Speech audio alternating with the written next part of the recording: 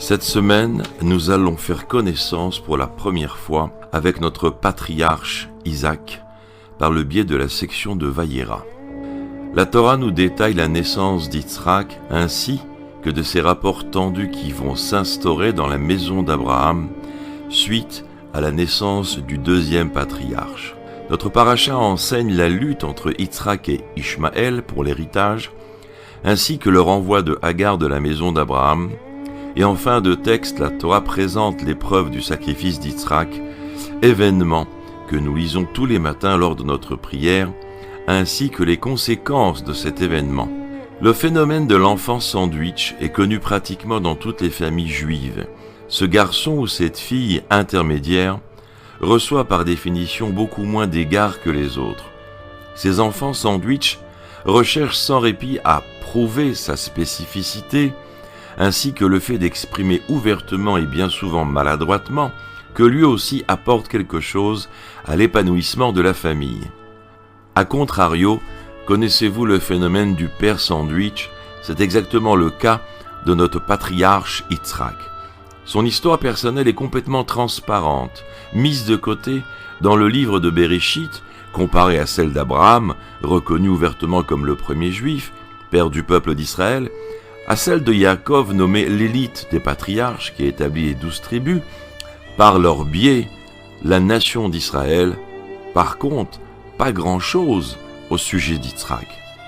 De prime abord, il semble que la Torah souligne que notre père Yitzhak ne possède aucune particularité, à l'image de cet enfant sandwich ou papa sandwich. Cela dit, en parcourant rapidement les sources talmudiques, la vérité se dévoile quant à l'importance de notre père Yitzhak précisément lors de l'avènement messianique. Lors de l'une de ses prophéties, le prophète Ishaïou s'exprime quant au temps de la délivrance avec les mots suivants. « C'est pour toi qui es notre père, car Abraham ne sait rien de nous. Israël ne nous connaît point. Toi, ô Éternel, tu es notre Père, notre Sauveur de tout temps, tel est ton nom. » Le prophète s'adresse à Dieu en le suppliant de comprendre qu'il n'y a que lui qui peut éprouver une vraie miséricorde sur son peuple, du fait que nos patriarches Abraham et Yaakov ne nous considèrent plus, pour ainsi dire, ils ne nous connaissent plus. Nos sages tentent d'expliquer le doublon du mot « père ». En effet, la Torah cite 2 fois ce mot dans le verset. Qui sont ces 2 pères mystérieux? Les commentateurs arrivent à la conclusion que le premier père s'adresse à Dieu lui-même, alors que le deuxième père fait allusion à Yitzhak. D'après nos sages, ce sera précisément notre père Yitzhak qui défendra le peuple d'Israël lorsque celui-ci se verra reprocher par l'Éternel les différentes fautes à travers les générations. C'est la raison pour laquelle, dans le futur messianique, on s'adressera à Yitzhak duquel il est dit « Car tu es notre père ». Le Talmud de Shabbat dépeint une conversation futuriste entre Dieu et les 3 patriarches à l'époque de l'avènement messianique. Dans le futur messianique, Dieu s'adressera à Abraham en lui disant « Ton peuple a fauté envers moi ». Abraham de répondre « Maître du monde, qu'il soit effacé afin de sanctifier ton nom ». Après cette réponse sévèrement pointue de notre père Abraham, Dieu cherche une autre personne qui puisse défendre ses enfants. C'est la raison pour laquelle il va s'adresser à Yaakov, qui lui a beaucoup souffert dans l'éducation de ses enfants, avec espoir que ce dernier puisse trouver un mérite au peuple d'Israël. « Tes enfants ont fauté, dit Dieu à notre père Yaakov. » Yaakov de répondre qu'il soit effacé afin de sanctifier ton nom. À ce moment-là, Dieu se rend compte qu'il n'a pas trouvé un partenaire et par manque de choix, il décide de s'adresser à notre père sandwich, Yitzhak, le patriarche. Dieu s'adresse à Yitzhak toujours dans la même formule « Tes enfants ont fauté ». Yitzhak de répondre « Mes enfants, pas les tiens ».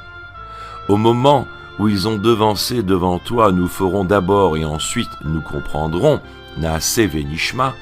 Toi l'Éternel, tu les as appelés mon fils, mon aîné. Maintenant ce sont mes enfants, plus les tiens.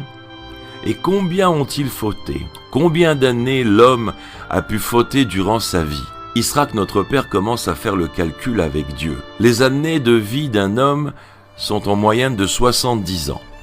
Jusqu'à l'âge de 20 ans, le tribunal céleste n'impose aucune punition, donc nous pouvons retirer ces années du compte des fautes en général. La moitié du temps de la vie d'un homme est du sommeil. Les hommes dorment. Il nous faut aussi soustraire ce temps dans notre compte. Il ne reste que 25 ans. De ce temps-là, il faut en soustraire encore la moitié, où l'homme mange, prie, etc. Il nous reste objectivement que 12 années et demie de la vie d'un homme. Prends sur toi, Créateur, la moitié, et moi je prends sur moi l'autre moitié. Et dans le cas où tu ne serais pas d'accord de prendre la moitié, alors moi, Yitzhak, je prends l'ensemble de ces années sur mes épaules, car j'ai fait preuve de sacrifice sur moi-même avant toi. Ainsi, les enfants d'Israël seront informés. Ils viendront revendiquer devant Yitzhak: tu es notre père réel. Abraham ne nous connaît plus. Israël, donc Yaakov, ne nous connaît plus.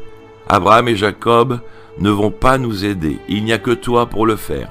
Yitzhak leur montrera l'Éternel et dira: au lieu de faire mon éloge, faites l'éloge de l'Éternel.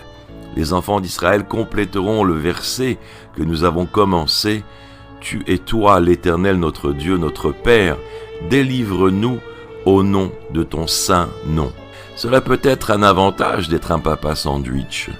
Cette belle histoire illustre bien notre énigme kabbalistique. Précisément, Yitzhak sera celui qui va éveiller la miséricorde au bénéfice des enfants d'Israël. L'attribut de Yitzhak est celui de la rigueur. Dans ce contexte, la question se pose au sujet d'Abraham qui lui possède l'attribut d'amour, ainsi que notre père Yaakov qui est le représentant de la tribu de compassion. Apparemment, c'est précisément l'attribut de rigueur qui va éveiller la miséricorde divine, et c'est elle qui va dominer à l'époque de l'avènement messianique. Le programme initial de la création du monde devait être basé sur l'attribut de rigueur, mais Dieu conclua que le monde ne pouvait pas se réaliser ainsi. Il associa à cet attribut celui de la miséricorde. Dans des mots simples, l'Éternel désire que le Juif puisse accéder à une propreté stérile. C'est la raison pour laquelle le programme divin initial de la création était basé sur l'attribut de rigueur. Ce n'est pas pour punir les fauteurs sans aucune compassion, mais pour atteindre une pureté spirituelle délivrée de toute impureté. Mais l'homme du commun, influencé par ses habitudes, n'est pas un réceptacle concret pour atteindre ce niveau. C'est pourquoi Dieu impliqua l'attribut de miséricorde dans la création. Par définition, l'attribut de rigueur, l'Éternel le réserve à une catégorie d'hommes saints, les tzadikim, des hommes qui ont la trempe d'assumer cette responsabilité. C'est la raison pour laquelle l'Éternel adopte un jugement strict et minutieux au fil du cheveu avec les tzadikim. Ainsi, ces hommes atteignent une pureté exceptionnelle.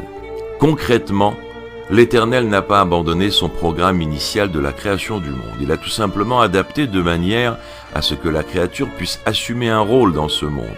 C'est exactement notre réalité à l'heure d'aujourd'hui. Mais lors de l'avènement messianique, les règles de ce jeu vont changer. Pour mériter ce dévoilement à l'ère du Messie, il faut malgré tout atteindre un taux de pureté et le plus élevé. Ce moment venu, nous aurons besoin de l'aval de la tribu de la rigueur pour la Géoula, la tribu de Yitzhak. Le seul parmi les patriarches qui a basé ses principes et ses valeurs vibrant l'attribut de rigueur est Yitzhak. Sa connexion profonde avec cet attribut fait qu'il a su en user afin d'éveiller la miséricorde divine. L'existence de l'attribut de rigueur n'a pour objectif que de raffiner, d'élever et de purifier le juif afin qu'il puisse atteindre une grande proximité avec l'Éternel. Cela démontre que la face profonde de cet attribut n'est que miséricorde. Cet amour qui se cache à l'intérieur de la rigueur est beaucoup plus élevé que la miséricorde dévoilée, car il est plus difficile de punir un enfant afin qu'il reste propre et s'élève et se raffine. Cela nécessite une grande miséricorde de la part du Père afin d'accomplir un acte de bonté envers son enfant, même s'il a l'aspect de rigueur, que d'offrir un cadeau à l'enfant qui s'entête à le demander. La qualité exceptionnelle de l'attribut de rigueur se dévoilera dans l'avènement messianique. Aujourd'hui, dans l'exil, l'obscurité et le voile règnent. Nous n'avons pas la capacité d'évaluer cet attribut. C'est la raison pour laquelle, naturellement, nous sommes attirés par l'amour et la miséricorde. il nous est difficile, voire même impossible, de comprendre comment une rigueur divine peut exister. Pour cela, il faudra attendre l'avènement messianique, afin de comprendre l'ampleur de cette qualité exprimée par Yitzhak notre Père, et que, à notre tour, nous exprimerons « car tu es notre Père ». Pour l'instant, demandons à l'Éternel notre Dieu que tout ce processus messianique se réalise avec amour et miséricorde. Shabbat Shalom.